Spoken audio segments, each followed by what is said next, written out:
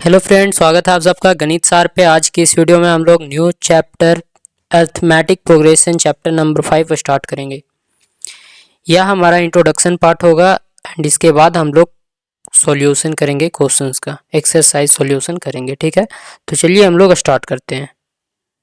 सबसे पहले हम लोग देखते हैं इंट्रोडक्शन में कि एपी होता क्या है, अरिथमेटिक प्रोग्रेशन क्या होता है। ठीक है, तो अरिथमेटिक प्रोग्रेशन क्या होता है? तो arithmetic progression an arithmetic progression or arithmetic sequence is a sequence of numbers such that the difference between the consecutive terms is constant। बोला जा रहा है कि अरिथमेटिक प्रोग्रेशन जो है ये एक ऐसा नंबर्स का सीक्वेंस होता है जिसके डिफरेंस में जो कोई भी दो कंसेक्यूटिव या जितने भी कंसेक्यूटिव टर्म्स होंगे उनके बीच का डिफरेंस जो होगा वो हमेशा क्या होगा? कांस्टेंट होगा। तो वो हमारा क्या होगा? Arithmetic progression. फिर से एक बार देखिए, अरिथमेटिक प्रोग्रेशन क्या होगा? तो वो एक नंबर्स का सीक्वेंस होता है और जो भी नंबर्स होते हैं, जो भी टर्म्स होते हैं कंसेक्यूटिव टर्म्स, उनके बीच का डिफरेंसेस जो होते हैं वो क्या होते हैं? हमेशा कांस्टेंट होते हैं। कांस्टेंट होते हैं यानी कि सेम होते हैं। ठीक है, कंसेक्यूटिव टर्म्स के बीच का डिफरेंसेस जो है वो सेम होगा। जैसे कि यहाँ पे देख सकते हैं कि 4, 8, 12, 16, 20, 24 इन दोनों टर्म्स के बीच में डिफरेंस देखिए। तो 8 में से 4 देखेंगे तो डिफरेंस हो जाएगा यहाँ पे 4। 12 में से 12 एंड 8 के बीच में डिफरेंस देखें तो यहाँ भी 4 हो जाएगा। 12 एंड 16 का बीच का डिफरेंस देखेंगे तो ये भी 4 हो जाएगा। 16, 20 का बीच का डिफरेंस देखेंगे तो ये भी हो जाएगा 4।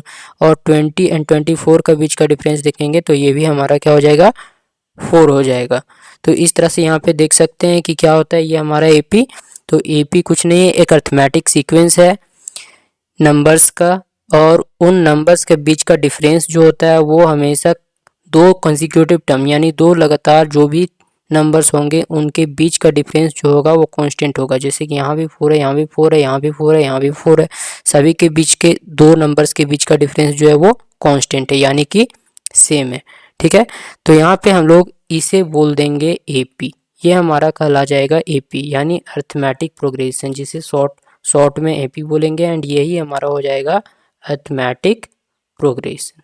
ठीक है, एंड जो भी इनके बीच का डिफरेंस होती है, जैसे कि ये हमारा डिफरेंस हो गया तो इसे बोला जाता है कॉमन डिफरेंस।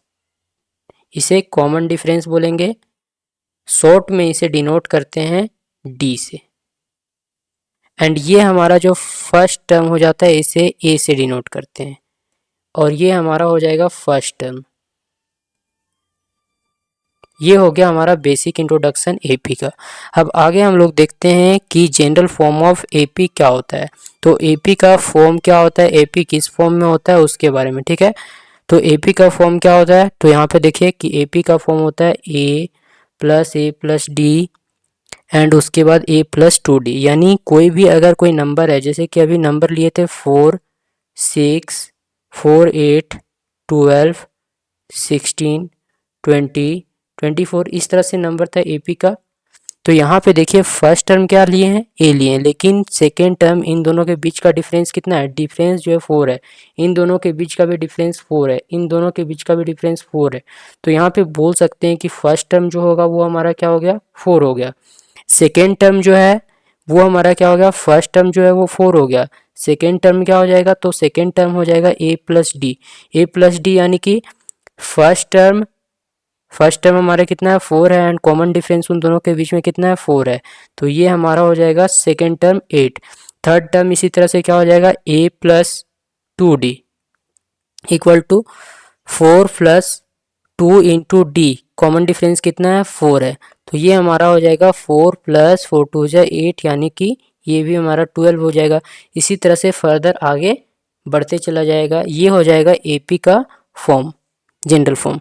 उसके बाद देखते हैं एक आता है हमारा क्या, यहाँ पे देखिए in an AP first term A, अगर फर्स्ट टर्म ए है, कॉमन डिफरेंस डी है, तो nth टर्म क्या होगा, मतलब लास्ट टर्म क्या होगा, या यहाँ पे इसे फॉर्मूला से बोल सकते हैं। nth टर्म का फॉर्मूला जो होता है वो हो जाता है हमारा क्या, a plus N minus 1 into D. यानी कि फर्स्ट टर्म प्लस में कर देंगे लास्ट टर्म यानी nth term minus 1 into D, common difference. ठीक है, उसके बाद हम लोग देखते हैं तो उसके बाद देखते हैं हमारा, तो ये हमारा हो जाएगा सम ऑफ फर्स्ट एन टर्म्स, यानी जो भी एन टर्म्स होगा उसका अगर सम करना है तो वो कैसे करेंगे। जैसे कि यहाँ पे एक एपी कोई दिया रहेगा, जैसे यहाँ पे एग्जांपल के लिए, फॉर एग्जांपल यहाँ पे देखिए जो एग्जांपल अभी पीछे देखे थे उसी का, जैसे कि 4 है, 8 है, 12, 16, 20, 24, ये हमारा एक एपी है, ठीक ना। अब इस एपी का हमें क्या करना है, सम निकालना है कि इसका सम कितना हो जाएगा।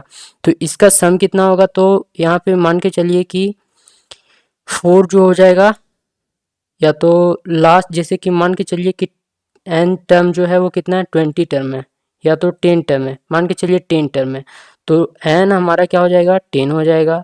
एंड यहाँ भी एन इक्वल टू क्या हो जाएगा, 10 हो जाएगा। एंड ए क्या हो जाएगा हमारा, तो ए हो जाएगा first term N minus one, यानी 10 माइनस वन कर देंगे यहाँ पे। एंड डी क्या हो जाएगा, इन दोनों के बीच का कॉमन डिफरेंस जो है जाए वो हो जाएगा यहाँ पे डी में।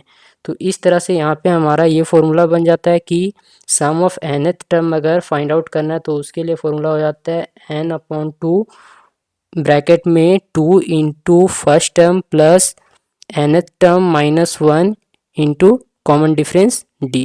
तो ये हो गया हमारा बेसिक सा इंट्रोडक्शन पार्ट अर्थमेटिक प्रोग्रेशन का। अब आगे हम लोग नेक्स्ट वीडियो से एक्सरसाइज 5.1 सॉल्व करना स्टार्ट करेंगे, ठीक है। Thank you.